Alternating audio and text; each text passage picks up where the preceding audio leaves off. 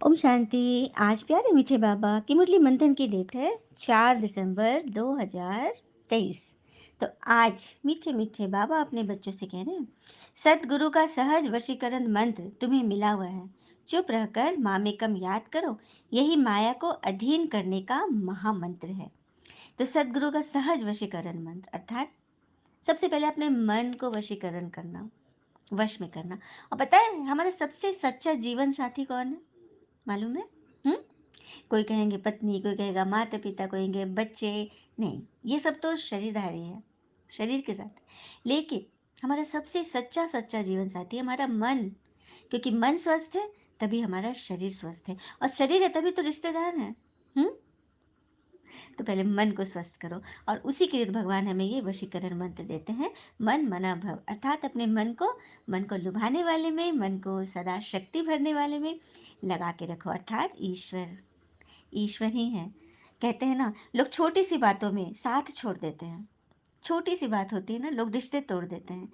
लेकिन ईश्वर ही है जो जरा सी प्रार्थना से हमारा हाथ थाम लेते हैं। है ना?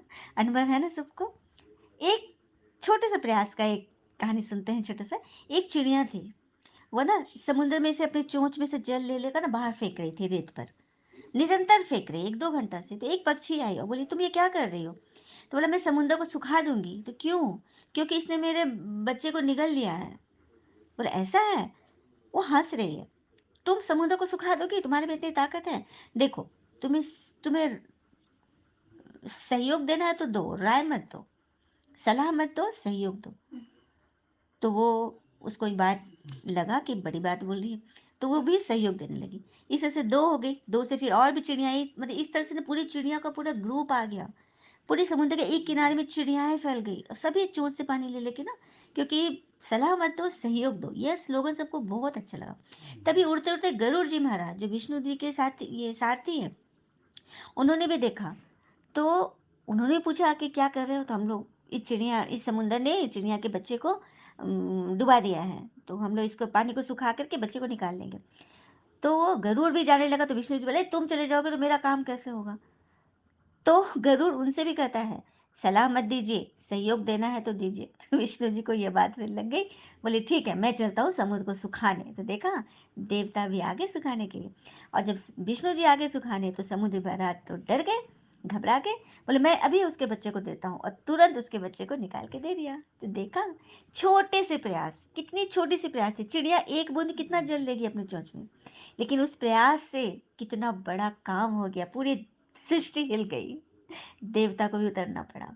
तो वही है, हमारे छोटे छोटे संकल्प ही हमारी जीत की सीढ़ी बनते हैं। ठीक है। प्रश्न है, शिव बाबा ही सबसे भोला ग्राहक है, कैसे? आज बाबा ने अपने को ग्राहक बोला है, क्या बात है। बाबा कहते हैं, बच्चे तुम्हारे पास देर से जो भी पुराना कचरा है वह मैं लेता हूँ। सो भी जब तुम मरने पर हो, तुम्हारे सफेद कपड़े भी मरने की ही निशानी है। तुम अभी बाबा पर बलि चढ़ते हो, बाबा फिर 21 जन्म में तुम्हें माला माल कर देते हैं। भक्ति मार्ग में भी बाबा सबकी मनोकामनाएं पूर्ण करते हैं। ज्ञान मार्ग में भी सृष्टि के आदि मदंत का ज्ञान दे त्रिकालदर्शी, त्रिनेत्री, त्रिलोकी नाथ बनाते हैं। सुना? भगवान है ना सबसे भोला ग्राहक।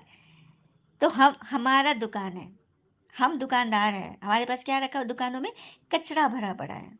वो कचरा लेने वाला ग्राहक, भोला भाला भोलेनाथ ग्राहक बन के आ गया है।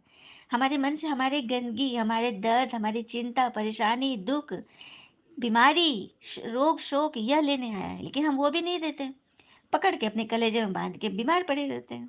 ठीक है। भगवान आए तो दे दो ना, मतलब चिंता दे दो, बीमारी है दे दो, भगवान सब ठीक करेंगे।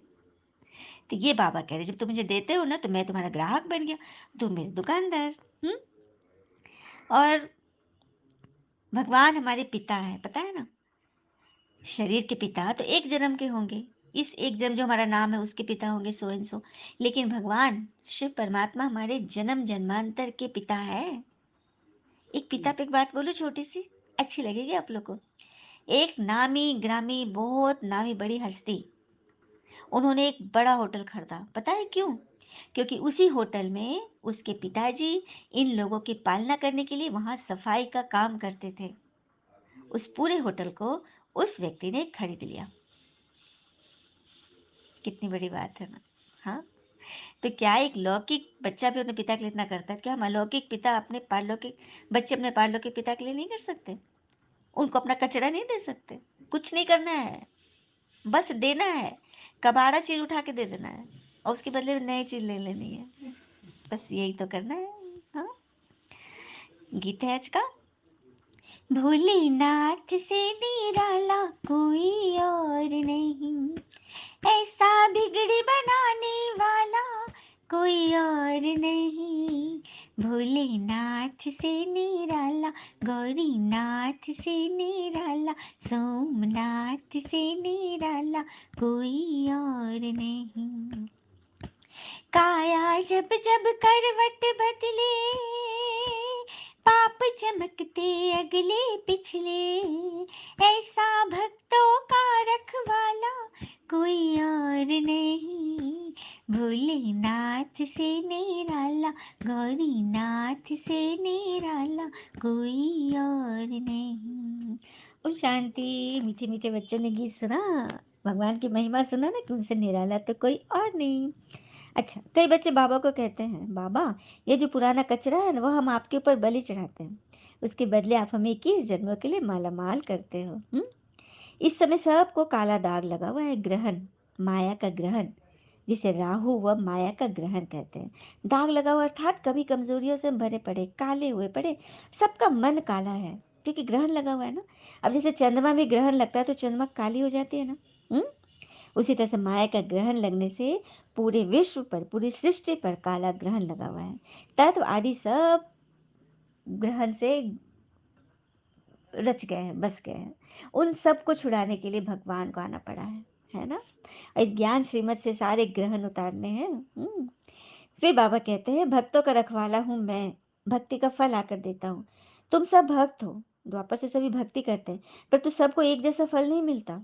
किस्म किस्म की सबकी मनोकामनाएं मैं पूर्ण करता हूँ। बाबा सबको साक्षात्कार कराते हैं, जो भी थोड़ी मोड़ी क्षण भंगुर मनोकामनाएं हैं वो बाबा पूरी कराते हैं।